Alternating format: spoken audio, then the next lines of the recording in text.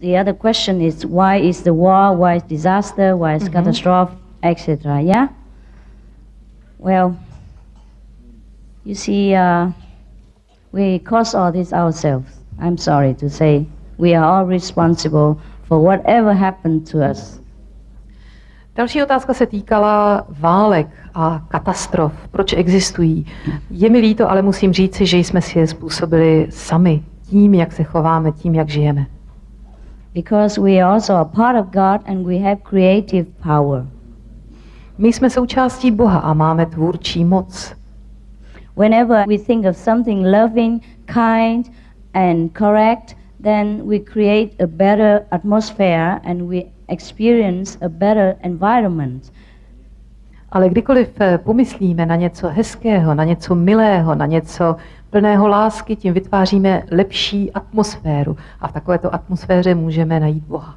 Just like when we love one another or when we fall in love, doesn't that feel good? Even though you cannot prove what love is, you cannot touch it, but you know it's love and you just feel so good, so good.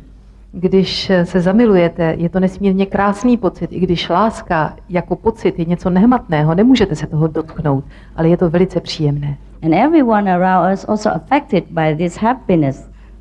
A jako kdyby se toto štěstí kolem nás dotýkalo všech lidí, kteří jsou v blízkosti. We can love everybody else when we're in love. We can kiss everybody else as well because of the power of our love. A vlastně už potom naše láska a naše city směří k tomu jedinému člověku, protože právě tohle je síla té lásky. And when we hate someone, we create hatred. When we have jealousy, when we have a lower kind of attitude and quality, then we create a very negative atmosphere, and that in turn also affect ourselves and affect someone around us. Když naopak cítíme nenávist, žárlivost, když cítíme takové ty nízké pocity, pak okolo sebe vytváříme atmosféru nenávisti, která se šíří a postihuje i lidi, kteří jsou kolem nás.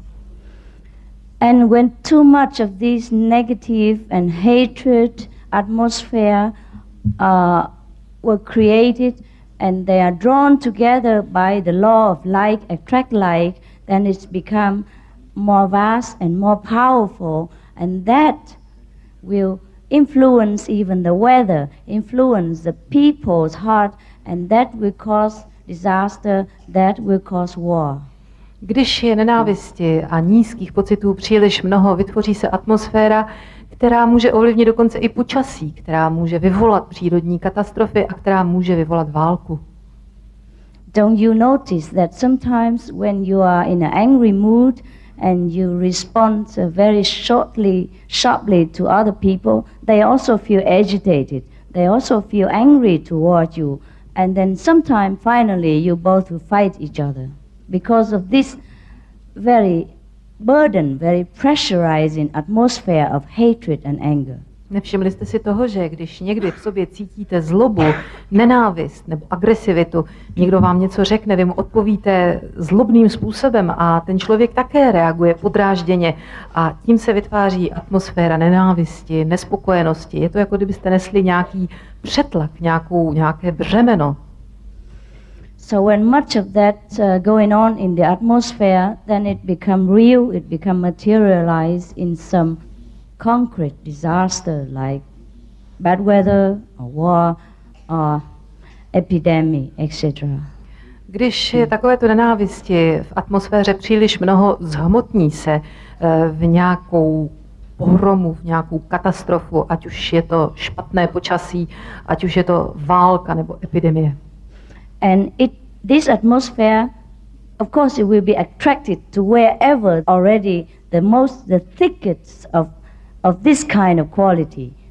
Yeah, it will sample all the scattering negative energy together where is already the densest so-called clump of energy, of negative energy.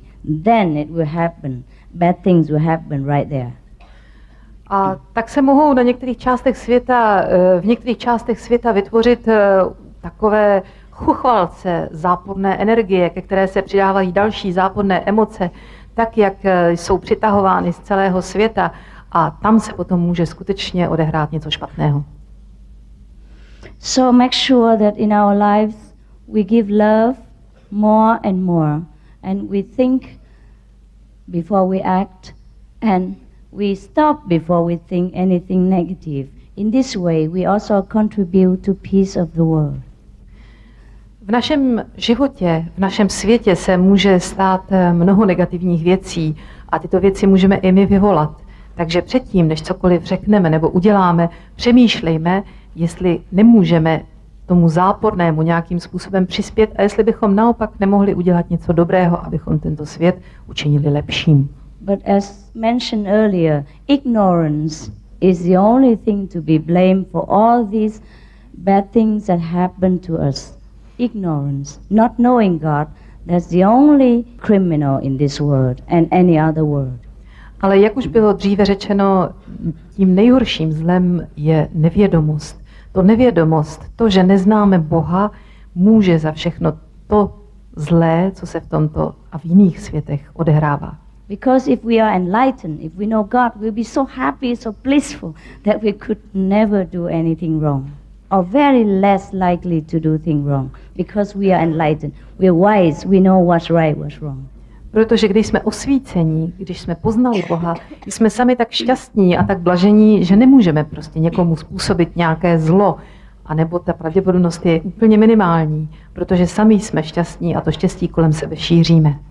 So the best thing anyone can offer us is enlightenment. The best thing I can offer you is enlightenment. More than gold, more than diamond, more than anything that is so-called best in this world. To nejlepší, co vám kdo může nabídnout, je osvícení. To nejlepší, co já pro vás mohu udělat, je osvícení. Je to mnohem víc než všechno zlato a všechny drahokamy tohoto světa. Because even if I give you money, if I give you house, these things will also pass away. It will be also maybe destroyed by war, by fire, or by accidents. But if I give you enlightenment, you will be able yourself to do everything that you need to do and to earn anything that you need to earn to protect yourself, to take care of yourself forever. Even if you lost your home, you lost your money, you will never lose your enlightenment, your wisdom. You can always start anew again. You can always find ways to survive better and better in this world. So that's the best gift that God can give to us.